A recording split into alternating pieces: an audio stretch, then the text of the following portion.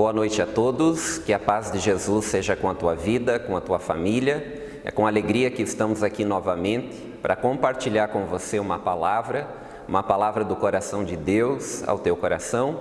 Espero que você esteja bem, temos orado a Deus por isso, em favor da sua vida, em favor da sua família.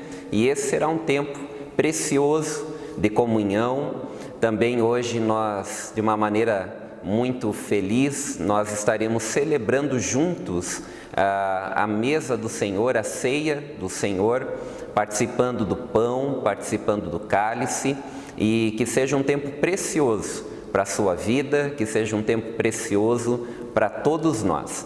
Que o teu coração esteja receptivo à voz do Espírito Santo, que a tua vida esteja totalmente sensível, receptível à presença de Deus, que a presença de Deus possa estar juntamente contigo aí na tua casa e que seja realmente, como eu já falei, um tempo precioso. Quero convidar você para estar orando juntamente comigo, colocando a sua vida, colocando o seu coração diante de Deus. Estaremos meditando um pouquinho na palavra e depois, no final, juntos estaremos participando então da mesa do Senhor, da ceia do Senhor.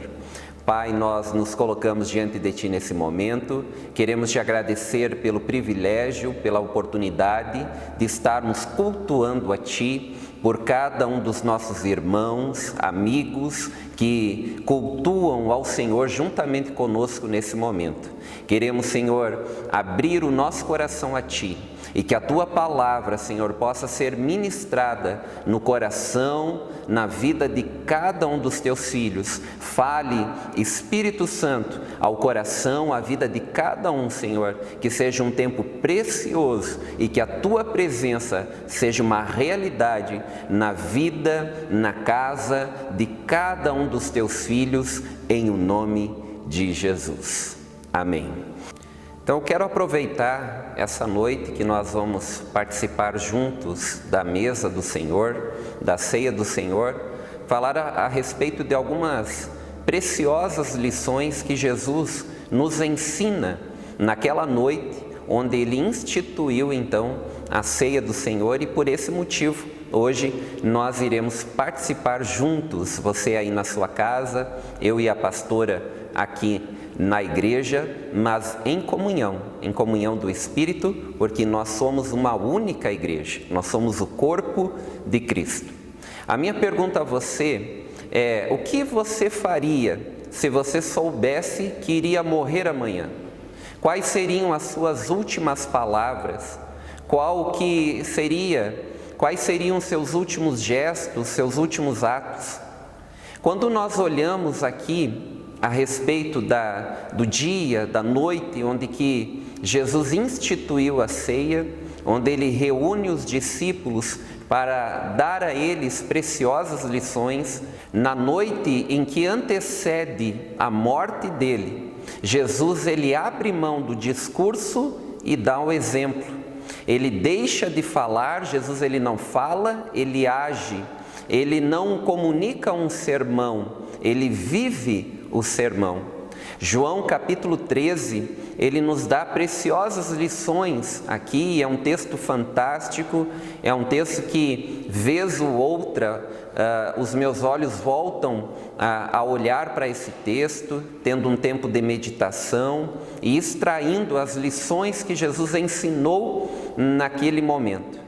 João, então, ele escreve e ele fala aqui que no dia, verso de número 1, antes da festa da Páscoa, sabendo que já era chegada a sua hora de passar deste mundo para o Pai, como havia amado os seus que estavam no mundo, amou-os até o fim. Jesus é revelado aqui no Evangelho de João o seu grande amor. Deixa muito claro aqui que quando ele estava para passar desse mundo para o Pai, ele sabia disso, o que estava acontecendo, o que viria a acontecer, deixa muito claro aqui no verso 1 do seu amor para os discípulos, dizendo que amou e amou até o fim. Então a primeira lição que nós vemos aqui na vida de Jesus é o seu amor. é um amor totalmente sem limites, é um amor até as últimas consequências, é um amor que nós chamamos de incondicional. Não há nada, alguém certa vez escreveu que não há nada que você faça para Deus te amar mais e não há nada que você faça para Deus te amar menos.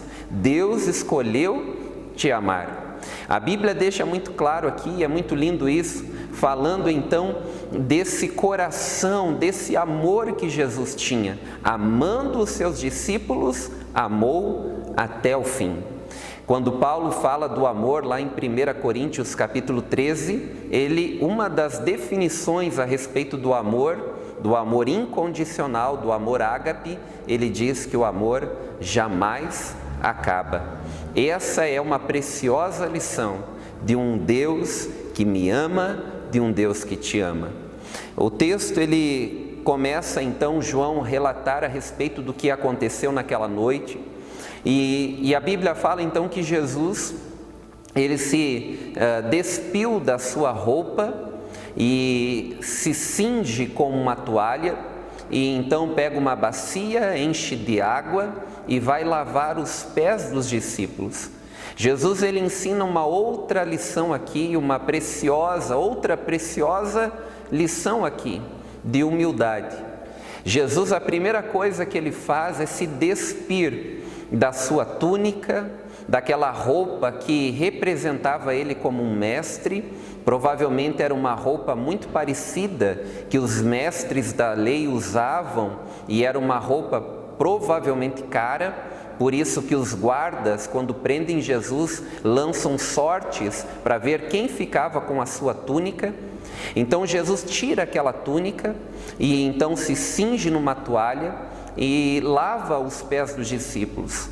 Quando Jesus toma essa atitude, nós vemos que a sua primeira atitude é se despir da sua roupa, porque roupa não tem a ver apenas com aquilo que a gente pensa em relação a ela num primeiro momento, de ser algo que apenas nós usamos para nos cobrir. E roupa, na verdade, ela caracteriza alguém. Pela roupa nós sabemos qual é a condição, a roupa fala de status, da posição de alguém, a roupa revela muito a respeito da pessoa. Jesus então tira aquela túnica e então se cinge humildemente com uma toalha, pega uma bacia com água e lava os pés dos discípulos, se colocando num lugar de totalmente de humildade, lavando os pés dos seus discípulos. Essa é outra lição que Jesus nos ensina, para que nós que queremos crescer no reino de Deus, entender que o crescimento no reino de Deus não é para cima, é para baixo. É quando nós nos humilhamos. O contexto da ceia, o Evangelho de Lucas fala melhor sobre isso no capítulo 22, dizendo que os discípulos estavam discutindo entre eles qual seria o maior. Jesus então pega uma bacia, uma toalha, e então se despiu da sua túnica, se cingiu numa toalha, pega aquela bacia e lava os pés dos discípulos, dando a eles essa preciosa lição. O que eu quero compartilhar ao teu coração é que nós cristãos, nós que queremos viver uma vida com Deus, uma lição que Jesus nos deixa a partir do seu exemplo é a lição da humildade. As mãos que construíram o universo são as mesmas mãos que lavaram os pés dos discípulos. E por fim, Jesus nesse texto aqui de João capítulo 13, diz aos seus discípulos: assim como eu fiz, façam vocês também.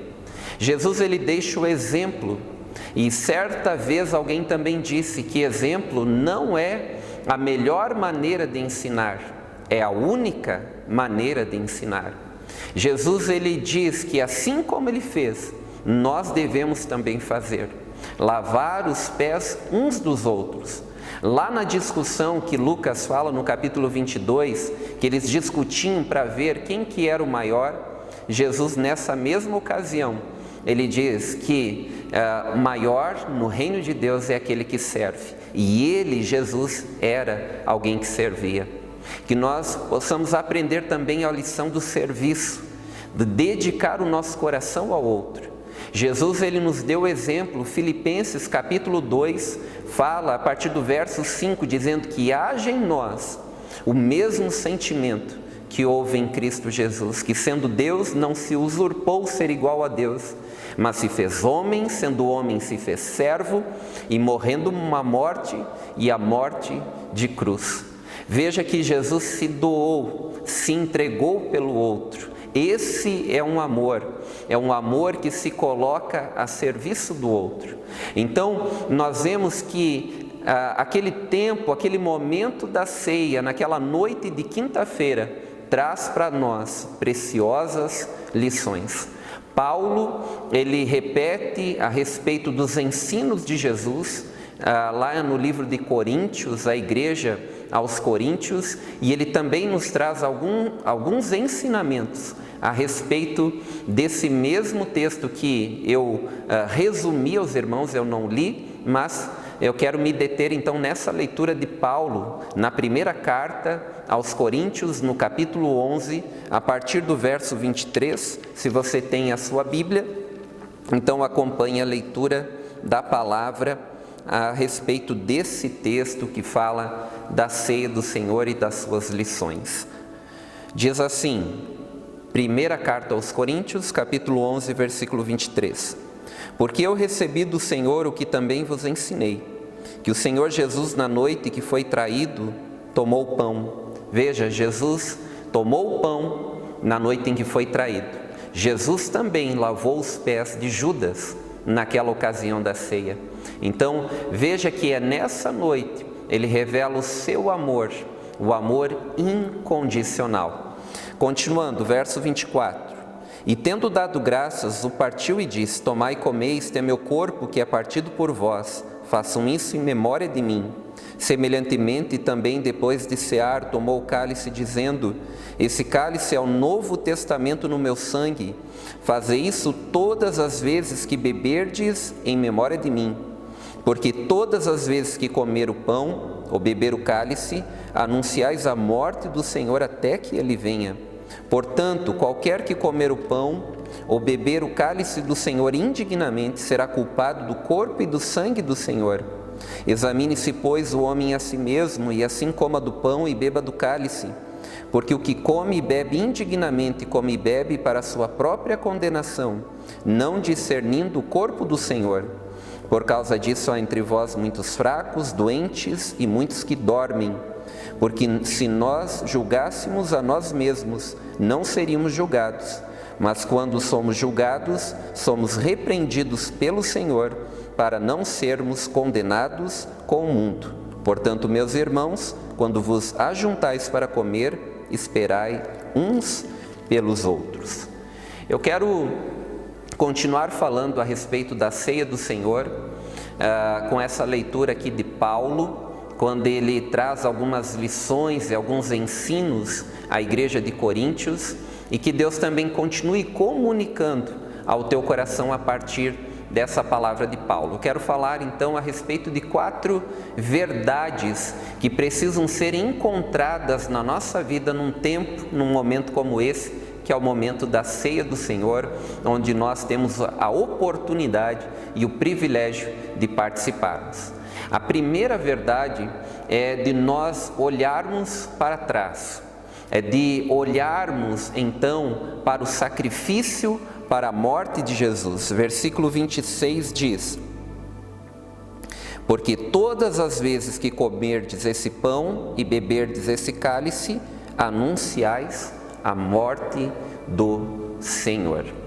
Então é importante nós prestarmos atenção nessa leitura e olharmos dessa maneira, sabermos que é um momento de retrospectiva, é o momento de nós olharmos para trás, de olharmos para a morte de Jesus e olharmos de uma maneira de nos lembrarmos o porquê Jesus morreu, como ele morreu e por quem ele morreu.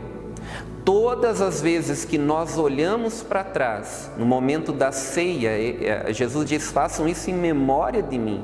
Ou seja, lembre-se da minha morte, lembre-se por que eu morri, lembre-se como eu morri e lembre-se por quem eu morri. Esse é um momento de nós refletirmos essa obra, a obra da redenção, refletirmos, lembrarmos, trazer à memória essa obra poderosa e saber, lembrarmos de como foi a morte de Jesus naquela cruz, o alto preço que Ele pagou, por quem Ele morreu, por mim e por você. E também entendermos, lembrarmos de por quê. O que fez com que Jesus viesse a esse mundo pagar esse preço, que é o seu amor por mim e por você.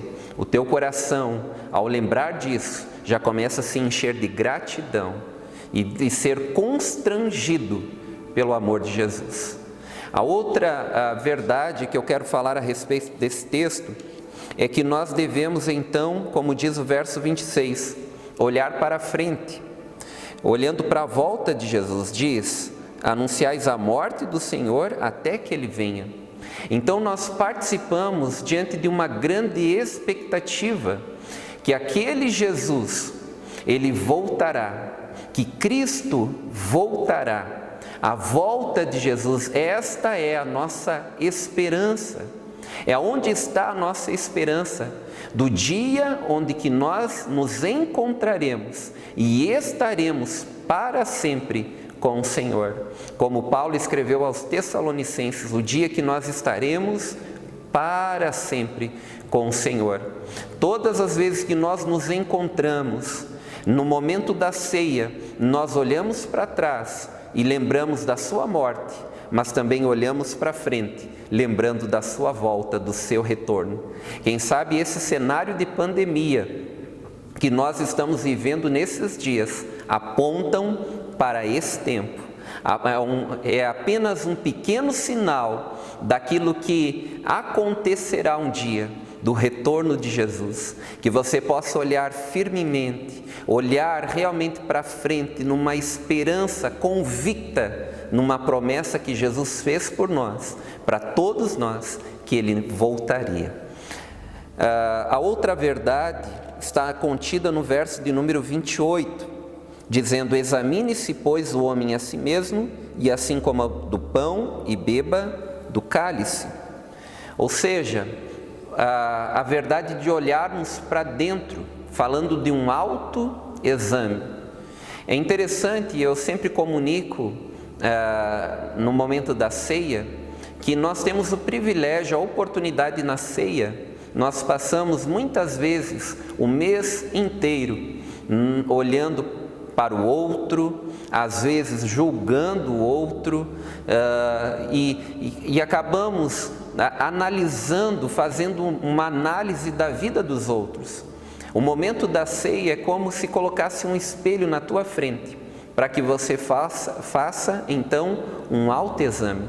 É o momento de nós olharmos para dentro de nós, para nós avaliarmos a nossa vida. Nós não somos chamados para ser juízes dos outros. Deus, Ele nos chama então para nós olharmos para dentro de nós, para avaliarmos a nossa vida e de uma maneira minuciosa. Não é um autoexame rápido, distraído e irresponsável, mas um autoexame minucioso, realmente querendo olhar e encontrar aquilo que precisa ser consertado na nossa vida.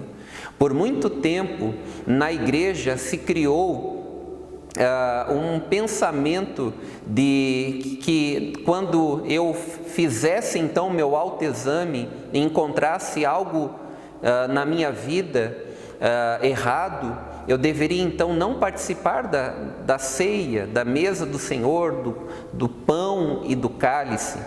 Mas o que o texto diz é que depois de você se examinar, diz: coma e beba. Ou seja, Deus, Ele deseja que você rejeite o pecado Rejeite as falhas que você encontrou ao examinar a sua vida e não rejeitar a ceia. Seria muito simples, seria muito pequeno para nós, ao examinar a nossa vida, encontrar falhas na nossa vida, apenas rejeitar a ceia. Deus, Ele não quer que você rejeite a ceia. Deus, Ele quer que você rejeite o pecado. Ao encontrar uma falha na sua vida, ao encontrar um erro na sua vida, o que Deus espera é que você se arrependa, que você ore a Ele pedindo graça, força para vencer, para superar isso e viver a vida que Deus desenhou para que você viva. E o texto ele continua no verso 33, falando sobre comunhão, que é outra verdade, dizendo: portanto, meus irmãos, quando vos ajuntais para comer, esperai uns pelos outros. Aqui fala de olhar ao redor, de olhar de uma maneira onde você quer desenvolver a comunhão. Paulo ele corrige, se você ler o capítulo 11, vai ver que todas as vezes que eles se reuniam ali para comer e para participar da ceia, era chamada a festa ágape, a festa do amor, onde eles se reuniam, cada um trazia um prato e também participavam do pão e do cálice. Os que tinham mais dinheiro se separavam e comiam, e aqueles que não tinham condições ficavam sem comer.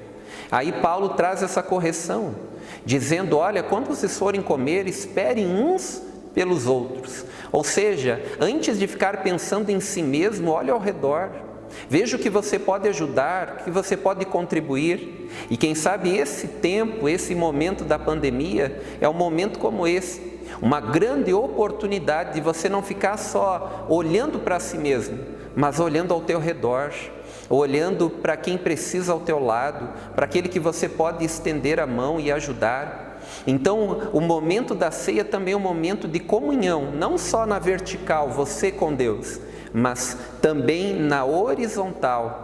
É quando você tem comunhão com os teus irmãos, quando você percebe que precisa pedir perdão e perdoar, de ser um tempo de reconciliação, de restauração de relacionamentos. E quem sabe esse momento, você que está participando aí na tua casa, juntamente com a tua família, seja um tempo, um momento precioso que Deus está dando a você, uma oportunidade preciosa para se reconciliar, para pedir perdão para alguém, perdoar alguém e assim participar então do corpo e do sangue de Jesus, representados pelo pão e pelo suco da videira.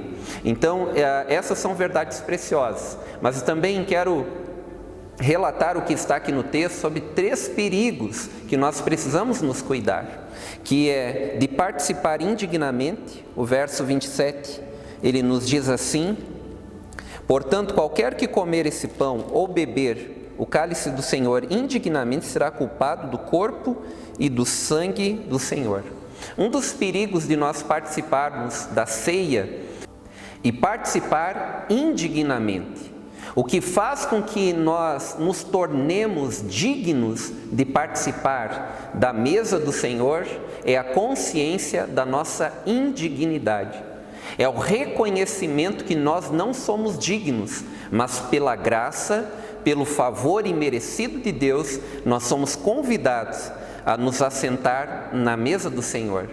Veja que quando você se acha digno de participar pelos seus próprios méritos, você está se achando superior a alguém. E Jesus, Ele quer colocar todos aqui no mesmo lugar, no mesmo nível, ou seja, nós não somos dignos. Quando nós realmente avaliamos a nossa vida, fizemos uma autoanálise da nossa vida de uma forma minuciosa, nós vamos entender que nós não somos dignos. E quando entendemos que não somos dignos, isso que dignifica a nossa participação da mesa do Senhor, é o reconhecimento que é a graça, é o favor de Deus para as nossas vidas. Então, nós precisamos entender que nós não podemos participar de uma maneira leviana, irresponsável, sem reflexão nenhuma. Nós precisamos refletir, avaliar e ter a convicção do nosso compromisso, primeiro com Cristo e segundo com a sua igreja. O verso de número 29 diz: porque aquele que come e bebe indignamente, come e bebe para a sua própria condenação, não discernindo o corpo do Senhor. Então, o outro perigo é participarmos sem discernir o corpo. E esse corpo aponta para dois aspectos, que é o corpo de Cristo, que foi moído na cruz, que é a obra da redenção.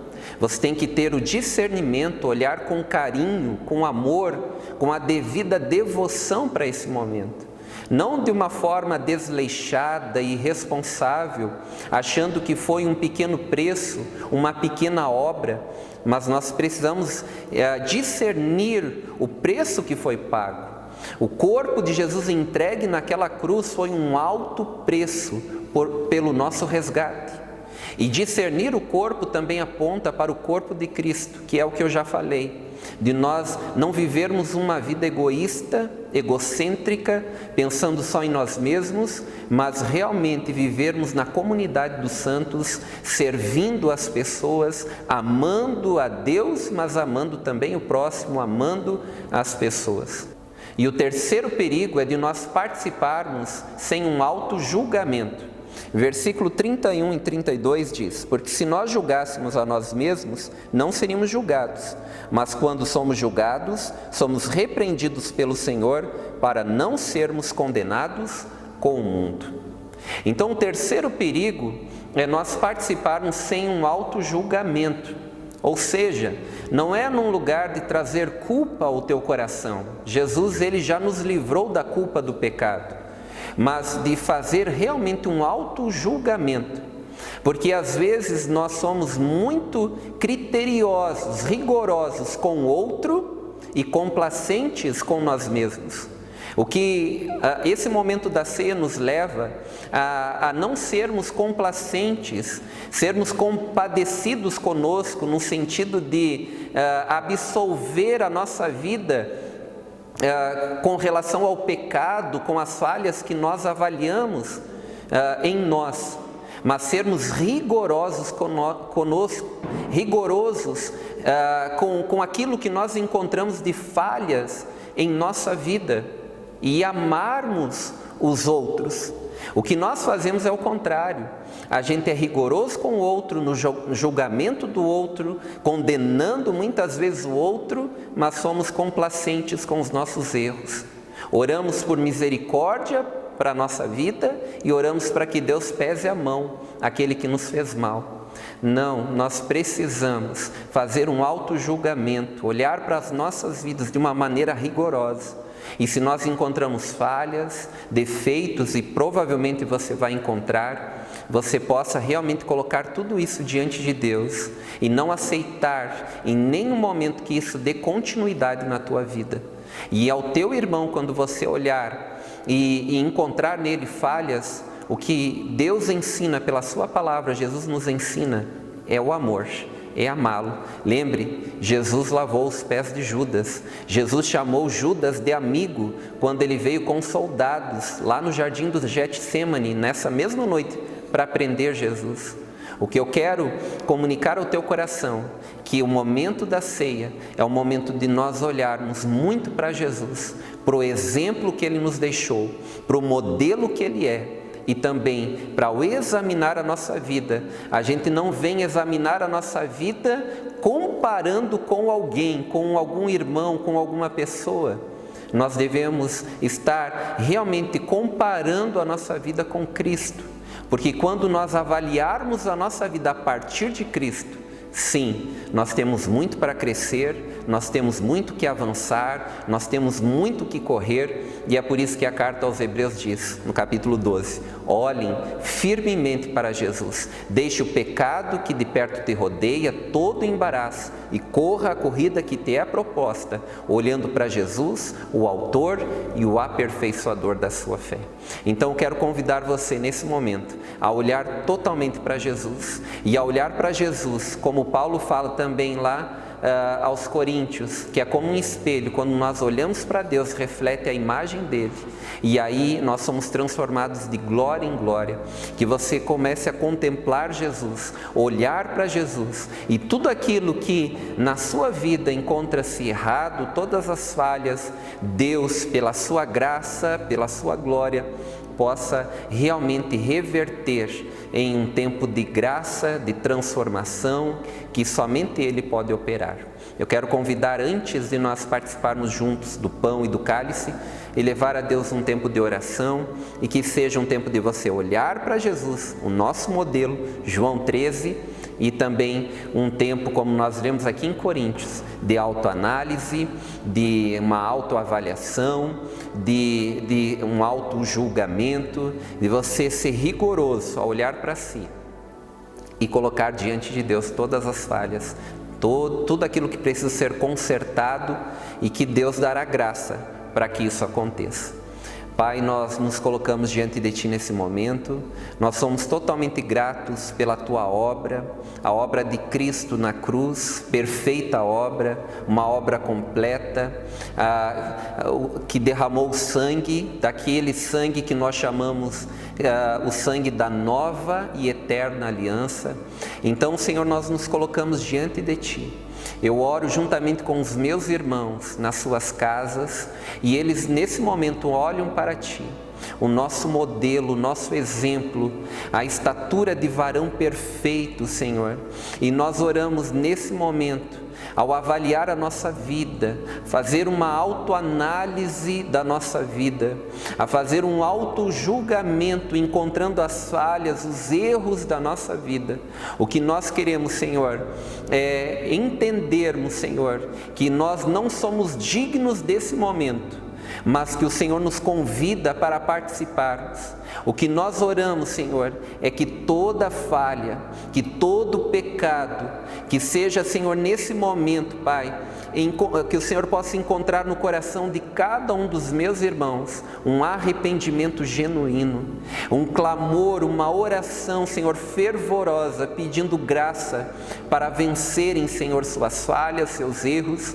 E eu oro, Pai, por uma medida de graça sobre a vida de cada um deles, que a Tua glória seja revelada em nome de Jesus, e que à medida que eles olham para Ti, que eles estão olhando para o Senhor como modelo, como realmente o seu exemplo, a estatura correta, a estatura perfeita, que o Senhor possa ir transformando os seus corações, as motivações da sua vida, do seu coração, transformando sentimentos e pensamentos e trazendo sobre a vida deles a Tua graça, a Tua glória, Senhor, que nos transforma, Pai, a cada momento que nós estamos totalmente receptivos a ela, Senhor, suscetíveis à Tua glória, Pai.